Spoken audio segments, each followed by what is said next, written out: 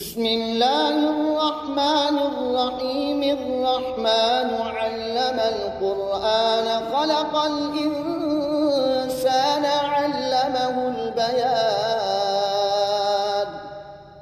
الشمس والقمر بحسبان والنجم والشجر يسجدان